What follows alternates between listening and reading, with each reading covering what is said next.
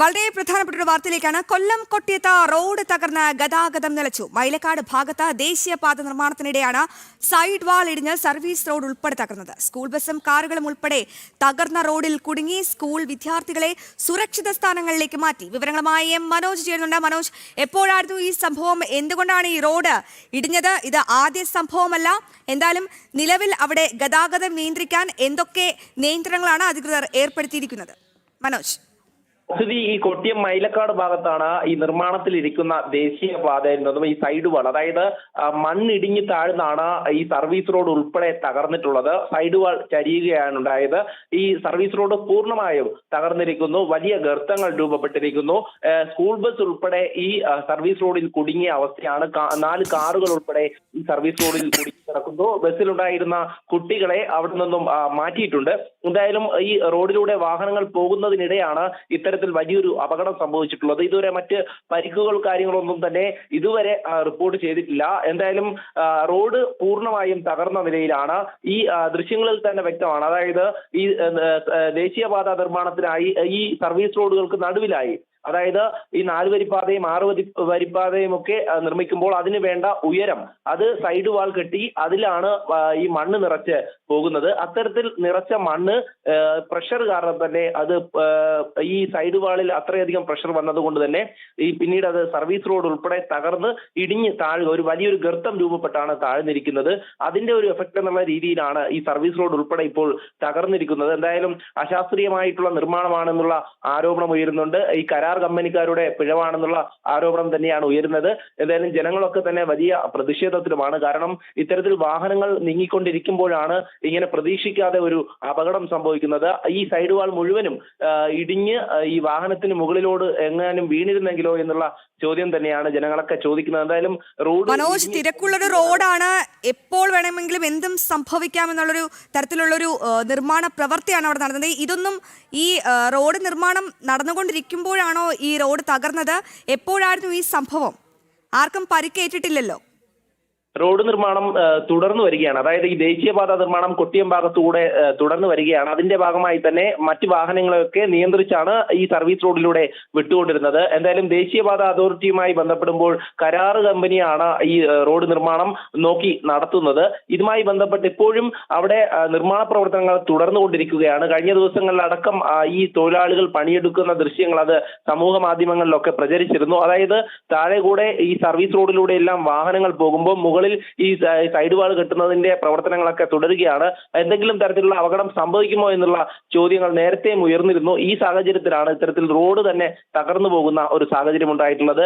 എന്തായാലും വാഹനങ്ങൾ പോയിക്കൊണ്ടിരുന്നപ്പോൾ കുറച്ചു സമയം മുമ്പാണ്, അതായത് ഈ വൈകിട്ട് സ്കൂൾ ടൈമൊക്കെ കഴിഞ്ഞ ശേഷം ഈ സ്കൂൾ വാഹനങ്ങളൊക്കെ പോകുന്ന സമയത്താണ് ഇത്തരത്തിലൊരു അപകടം സംഭവിച്ചിരിക്കുന്നത്. ഈ കുട്ടികൾക്ക് ആർക്കും പരിക്കില്ല എന്നുള്ളതാണ് പ്രാഥമികമായി നമുക്ക് അറിയുവാൻ സാധിച്ചിട്ടുള്ളത്. ഈ സ്ഥലത്തുകൂടെയുള്ള മറ്റ് മനോജ്, ഈ റോഡിൽ കുടുങ്ങിയ വാഹനങ്ങൾ നീക്കാനുള്ള ആരംഭം തുടങ്ങിയിട്ടുണ്ടോ? നിലവിൽ ഇപ്പോൾ ഈ റോഡിലൂടെയുള്ള ഗതാഗതം പൂർണ്ണമായും നിലച്ചിട്ടുണ്ട്. ഈ ഭാഗത്തേക്ക് തന്നെ, അതായത് പ്രധാന പാതയാണ്, അതുകൊണ്ട് തന്നെ നിരവധി വാഹനങ്ങൾ ഈ ഒരു വൈകുന്നേര സമയം അവിടേക്ക് എത്തിച്ചേരുന്നുണ്ട്. അതുകൊണ്ട് തന്നെ ഈ റോഡ് പൂർണ്ണമായും ഗതാഗത തടസ്സമായിരിക്കുകയാണ്. അതായത് പോലീസിന് പോലും ആദ്യഘട്ടത്തിൽ അങ്ങോട്ട് എത്താൻ പറ്റാത്ത ഒരു സാഹചര്യമാണ്. ഇപ്പോൾ ഈ വാഹനങ്ങൾ നീക്കം ചെയ്യുവാനുള്ള നടപടിക്രമങ്ങളിലേക്ക് കടക്കുമെന്നാണ് അറിയിച്ചിട്ടുള്ളത്. എങ്കിൽ പോലും ഈ റോഡ് സഞ്ചാരയോഗ്യമല്ല. റോഡ് പൂർണ്ണമായും തകർന്നിരിക്കുന്നു. വലിയ ഗർത്തങ്ങൾ രൂപപ്പെട്ടിരിക്കുന്നു. അതുകൊണ്ട് തന്നെ ഈ റോഡിലൂടെയുള്ള ഗതാഗതം നിലവിൽ സാധ്യമല്ല എന്ന് തന്നെ നമുക്ക് മനസ്സിലാക്കാം. അതോടൊപ്പം തന്നെ ഇനിയും അത് ഇടിഞ്ഞു വീഴുവാനുള്ള സാധ്യത ഏറെയാണ്. കാരണം മണ്ണ് അത്രത്തോളം ഇടിഞ്ഞു താഴ്ന്നിരിക്കുന്നു. ഇനിയും സൈഡ് വാളിലേക്ക് ആ ഒരു പ്രഷർ ഉണ്ട് എന്ന് തന്നെ മനസ്സിലാക്കുന്നു. അതുകൊണ്ട് തന്നെ ഇനി ഈ വാഹനങ്ങൾ ഇതുവഴി കടത്തിവിടുവാനുള്ള ഒരു സാധ്യതയുമില്ല. എന്തായാലും ഈ ജനപ്രതിനിധികളടക്കം അങ്ങോട്ടേക്ക് എത്തുകയാണ്. അതോടൊപ്പം തന്നെ ഈ തിരികെ ഈ പാതയിലൂടെ പോകുന്ന വാഹനങ്ങളൊക്കെ തന്നെ മുന്നോട്ട് പോകാനാകാതെ അവിടെ കുടുങ്ങിക്കിടക്കുകയാണ്. എന്തായാലും ഈ ഒരു സാഹചര്യത്തിൽ ഈ നിർമ്മാണത്തിലിരിക്കുന്ന ദേശീയപാത, അതിലെ തൊഴിലാളികളൊക്കെ ഉണ്ടായിരുന്ന സമയത്താണ് ഇത്തരത്തിലൊരു അപകടം. അതായത് ഇത് ഈ മണ്ണിട്ടിരിക്കുന്നതിന്റെ മുകളിൽ പോലും തൊഴിലാളികൾ നിന്നിരുന്നു. അവിടെയാണ് വലിയൊരു ഗർത്തം രൂപപ്പെട്ടുകൊണ്ട് ഈ സൈഡ് വാളിലൂടെ ഈ സർവീസ് റോഡ് അടക്കം തകർന്നിരിക്കുന്നത്. എന്തായാലും ആ ദൃശ്യങ്ങളിൽ തന്നെ നമുക്ക് വ്യക്തമാണ്, റോഡ് തകർന്ന് പല പല പീസുകളായാണ് നിൽക്കുന്നത്. അത്രയധികം പ്രഷർ അതിലുണ്ടായിരുന്നു എന്ന് തന്നെ നമുക്ക്. പ്രധാനപ്പെട്ട ഒരു റോഡാണ്, എപ്പോഴും വാഹനങ്ങൾ പോകുന്ന ഒരു റോഡാണ്. ചരക്ക് വാഹനങ്ങളടക്കം സ്ഥിരം പോകുന്നൊരു മെയിൻ റോഡാണ്. അപ്പോൾ എന്തായാലും ഗതാഗത നിയന്ത്രണം അത് എപ്പോൾ വരെ ഉണ്ടാകും? ഇന്നിനി ആ റോഡിലൂടെയുള്ള ഗതാഗതം സാധ്യമല്ല എന്ന് തന്നെയാണ് മനസ്സിലാക്കുന്നത്. അതുകൊണ്ട് തന്നെ പോലീസൊക്കെ ഇടപെട്ടുകൊണ്ട് കൃത്യമായി മറ്റൊരു പാതയിലൂടെയാണ് ഇപ്പോൾ വരുന്ന വാഹനങ്ങളെ തിരിച്ചുവിടുന്നത്. കാരണം ഈ തട്ടാമല ഭാഗത്തുകൂടെയുള്ള മറ്റു വഴികളിലൂടെയൊക്കെയാണ് വാഹനങ്ങൾ തിരിച്ചുവിടുന്നത്. ഈ പ്രധാന സ്ഥലമാണ്, അതായത് കൊട്ടിയം എന്ന് പറയുന്നത് നേരത്തെ തന്നെ ഇത്തരത്തിൽ ഈ ഗതാഗത തടസ്സമുള്ള ഒരു സ്ഥലം കൂടെയാണ്. ഈ ദേശീയപാത നിർമ്മാണം തുടർന്ന് വരുന്ന സാഹചര്യത്തിൽ അതിനു വേണ്ട സാമഗ്രികളൊക്കെ പലയിടങ്ങളിലായി എത്തിക്കുന്നുണ്ട്. അതിന്റെയൊക്കെ തടസ്സം നേരിട്ടുകൊണ്ടിരിക്കുന്ന ഒരു സ്ഥലം കൂടെയാണ്. അവിടെയാണ് ഇത്തരത്തിലൊരു അപകടം കൂടെ ഉണ്ടായിരിക്കുന്നത്. എന്തായാലും ഇത് നീക്കം ചെയ്യുവാൻ ഇനിയും ഏറെ സമയമെടുക്കുമെന്നുള്ളതാണ്. കാരണം മണ്ണ് ഇടിഞ്ഞു വന്നപ്പോൾ തന്നെ ഈ റോഡെല്ലാം പല ഭാഗങ്ങളിലായാണ് ഇത്തരത്തിലുള്ള വിള്ളലുകൾ വന്നിട്ടുള്ളത്, ഇടിഞ്ഞു താഴ്ന്നിട്ടുള്ളത്. അതുകൊണ്ട് തന്നെ ഒരു വാഹനത്തിനും ഇപ്പോൾ ഈ വിള്ളലുകൾക്കിടയിൽ പെട്ടുകിടക്കുന്ന വാഹനങ്ങളെ പോലും മാറ്റുവാനുള്ള ഒരു സംവിധാനം ആയിട്ടില്ല നിലവിൽ. അതിന്റെ നടപടിക്രമങ്ങളൊക്കെ തുടർന്ന് വരുന്നേ ഉള്ളൂ. ഈ വിവരമറിഞ്ഞ് എല്ലാവരും അങ്ങോട്ടേക്ക് എത്തുന്നതേ ഉള്ളൂ. എന്തായാലും ഈ ഒരു സാഹചര്യത്തിലാണ് കുട്ടികൾ ഉൾപ്പെടെ, അതായത് ഈ സ്കൂൾ ബസ്സിൽ കുട്ടികൾ ഉണ്ടായിരുന്നു എന്നുള്ളതാണ് പ്രധാനപ്പെട്ട കാര്യം. യാത്രക്കാർ ഈ പോകുന്ന ഈ കാറുകളും ബൈക്കുകളും അതോടൊപ്പം തന്നെ വലിയ വാഹനങ്ങളും ഒക്കെ പോകുന്ന ഒരു റോഡാണ്.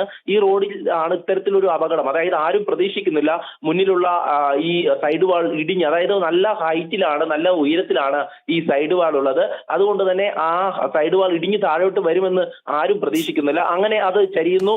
തുടർന്ന് ഈ റോഡ് മുഴുവനും ഒരു അപകടം എന്ന് പറഞ്ഞ ഒരു വലിയൊരു ശബ്ദത്തോടു കൂടി ഇടിഞ്ഞ് താഴുന്ന ഒരു സാഹചര്യമാണ് ഉണ്ടായത്. എന്തായാലും ഈ പെട്ടുകിടക്കുന്ന വാഹനങ്ങൾ അവിടെ നിന്നും മാറ്റുവാനുള്ള ഒരു ശ്രമം നാട്ടുകാരുടെ ഭാഗത്തു നിന്നുണ്ടാകുന്നു. അതോടൊപ്പം തന്നെ മറ്റ് സർക്കാർ സംവിധാനങ്ങളൊക്കെ അങ്ങോട്ടേക്ക് എത്തുന്നതേ ഉള്ളൂ എന്നതാണ് മനസ്സിലാക്കുന്നത്. എന്തായാലും നിലവിലെ അവസ്ഥ എന്ന് പറയുന്നത് ഈ റോഡിലൂടെ വാഹനങ്ങൾക്ക് കടന്നു പോകാൻ പറ്റാത്ത സാഹചര്യം. നിലവിൽ അവിടെ ഉണ്ടായിരുന്ന ആളുകളെയൊക്കെ എന്തെങ്കിലും പരിക്ക് പറ്റിയിട്ടുണ്ടോ എന്നുള്ളതൊക്കെ പരിശോധിച്ച് വരികയാണ്. കുട്ടികൾക്കാർക്കും നിലവിൽ പരിക്കില്ല എന്നുള്ളതാണ് മനസ്സിലാക്കുന്നത്. പ്രാഥമികമായും അവരെയൊക്കെ പെട്ടെന്ന് തന്നെ അവിടെ നിന്നും മാറ്റിയിരിക്കുന്നു എന്നുള്ളതാണ്. എന്തായാലും ഈ സ്കൂൾ സമയം അവസാനിക്കുന്ന ഈ ഒരു സാഹചര്യം, ഈ ഒരു സമയത്താണ് ഇങ്ങനെ ഒരു അപകടം ഉണ്ടായിരിക്കുന്നത്. എന്തായാലും മറ്റ് തരത്തിലുള്ള നടപടിക്രമങ്ങളൊക്കെ സർക്കാരിന്റെ ഭാഗത്തു നിന്ന് തുടർന്ന് വരുന്നു. അതോടൊപ്പം തന്നെ ഈ ദേശീയപാത അതോറിറ്റിയുമായി ഞാൻ നേരത്തെ സൂചിപ്പിച്ചിരുന്നു, ദേശീയപാത അതോറിറ്റിയുടെ മേൽനോട്ടത്തിലാണ് ഈ നിർമ്മാണ പ്രവർത്തനങ്ങൾ നടക്കുന്നത്. അതുകൊണ്ട് തന്നെ കരാർ കമ്പനിയുടെ ഭാഗത്ത് എന്തെങ്കിലും പിഴവ് സംബന്ധിച്ചാൽ, അത്തരത്തിൽ ഒരു സംഭവം ഉണ്ടായിക്കഴിഞ്ഞാൽ അതിൽ കൃത്യമായിട്ടുള്ള നടപടി എടുക്കേണ്ടതുണ്ട്. നമുക്കറിയാം റോഡ് വികസനത്തിന്റെ ഭാഗമായി ഈ ദേശീയപാത നിർമ്മാണം അങ്ങനെ തുടർന്നുകൊണ്ടിരിക്കുകയാണ്. ഈ സാഹചര്യത്തിലാണ് പലയിടത്തും പലതരത്തിലുള്ള അപകടങ്ങൾ ഉണ്ടാകുന്നത്. അതിൽ വീഴ്ച പറ്റുന്നത് കരാറുകാർക്കാണ് കൂടുതലായും. അത്തരത്തിൽ കരാറുകാർക്ക് ഈ നിർമ്മാണ പ്രവർത്തനങ്ങളിൽ എന്തെങ്കിലും വീഴ്ച പറ്റിയിട്ടുണ്ടോ? ശരി മനോജ്, കാര്യങ്ങൾ വ്യക്തമാണ്. എന്തായാലും കൊല്ലം കൊട്ടിയത്താണ് റോഡ് തകർന്ന് ഗതാഗതം നിലച്ചൊരു അവസ്ഥയാണ്. വലിയൊരു അപകടമാണ് ഒഴിവായത്. സ്കൂൾ ബസ്സുകളടക്കം അവിടെ കുടുങ്ങിക്കിടക്കുന്ന ഒരു കാഴ്ചയാണ്. എന്തായാലും കുട്ടികളെയൊക്കെ മാറ്റിയിട്ടുണ്ട്.